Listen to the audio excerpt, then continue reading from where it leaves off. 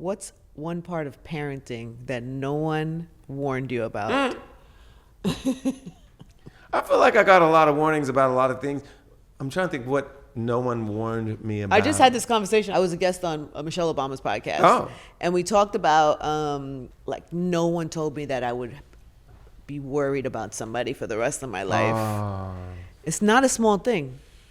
Yeah. Like, inserting that level of concern into your life every day for the rest of your life is not a small shift. Yeah.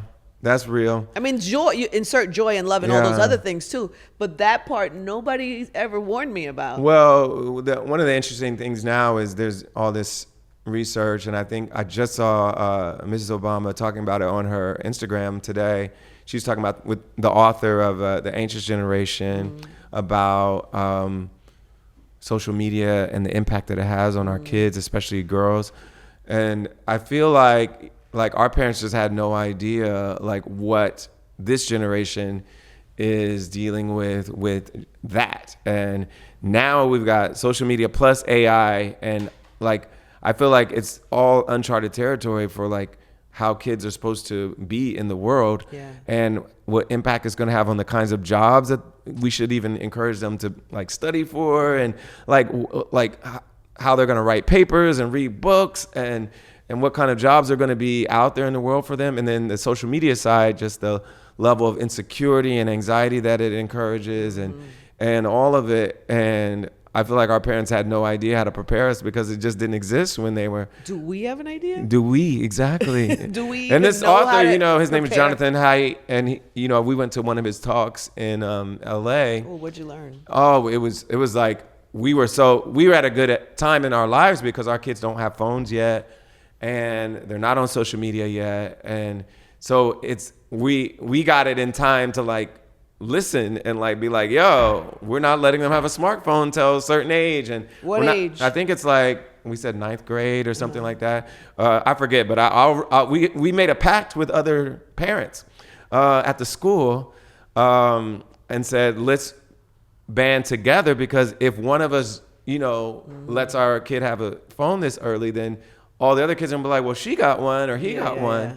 And so you have to, it's called a collective action issue. Wow. And so. Did you lead this? Did you start this? We did it as a group. Like my wife was involved. She's a Girl Scout mom. And so it was her and like a few of the Girl Scout moms that started it. And then we did it with the whole 3rd grade, which is our oldest grade. So no phones. Yeah. Until the 9th grade. Yeah. And then no social media. I think they say until you're like 16 or something. Wow. Like no Instagram, no Snap, any of that.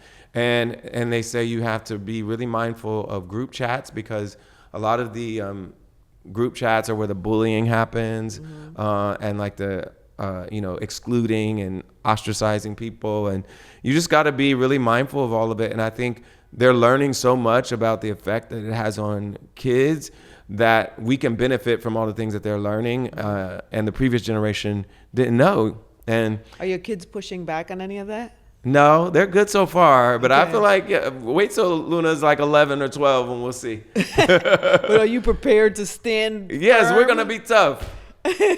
And what is the benefits? What do they say are the benefits of that? Well, it's just like their attention span in class, just reading a book.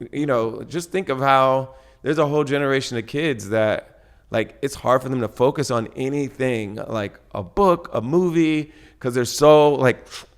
Yeah. And like when your brain is trained to do that, especially at this age, when your brain is still being formed and your habits are being formed, it's not a good thing. It's kind of scary to be a parent now. And then the AI thing, like that's a whole nother beast. Yeah, where are you with that? Because it's giving me I love it in so many ways. It's helped me to like projects, ideas, helps me kind of like formulate ideas really quickly. I also have a little anxiety about it because it is so fast that you start to feel that feeling of like, I need to be faster. Yeah.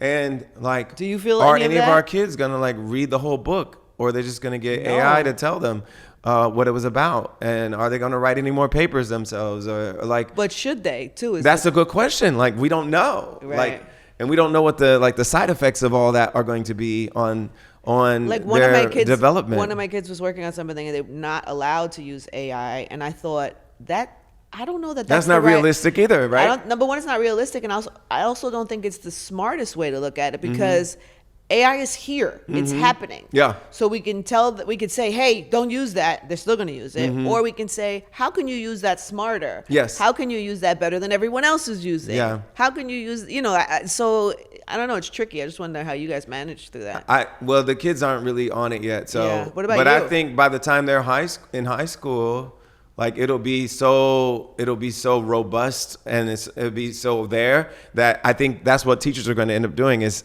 saying, well, how do you use this properly in a way that actually stimulates you learning, that you can put your own creative spin on anything and still be like a creative person, but get kind of the extra support from AI. Yeah. You must have chosen well. I know you've chosen a good wife, not a perfect. Nobody's perfect. A good wife for you. Yeah. You probably have chosen good friends. Yeah. What do you tell people about that? Like, what will you teach your kids about how to choose the people in your life, whether it be friends or relationships or? Well, I've been lucky that a lot of my friends are from before I was famous, and people I worked with, people I went to school with. Like, I didn't get a record deal till I was 25. So I had kind of lived some of my young adult life, and a lot of my closest friends are people that I knew from prior to the fame. And I think that's helpful to keep me grounded. And my prior life, I was like Ivy League student. I was a management consultant. So my friends are like people that work in finance and are professors. Smarty pants. And so it's like an interesting group of friends to have, because like it intellectually challenges me, and like our group chats are like interesting. We like talk about interesting things about what's going on in the world, and all the political stuff that interests us. And who's your smartest friend? Smartest friend? Well, I have a few. Like, and what have you learned from them recently? Some of them, like one of my friends is a professor, and she's amazing. I went to college with her. One of my friends is a very successful like investor, and so I learned from all of them. Like, I learned about the money side of the world. I learned about kind of more of the activism and intellectual side of the world. It's good, and I think they challenge me in some ways that makes my art better. Yeah. Really? Yeah, I really believe that.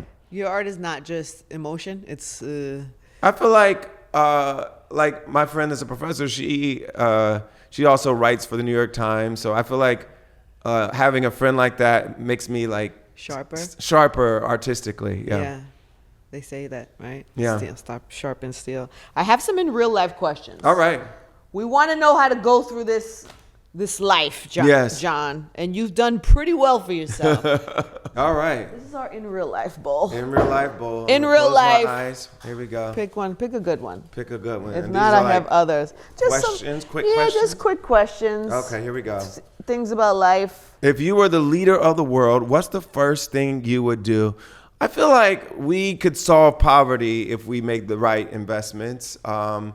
Really? Yeah. Like in our lifetime. Yeah, we make choices that make it so we don't solve poverty, when if we made the other choices, we like could what? actually do what is the it. Choice? Like, even in the US, like a very simple policy decision Biden made that expired was the earned income credit for child tax credit, basically. So everybody with a child got a little extra money.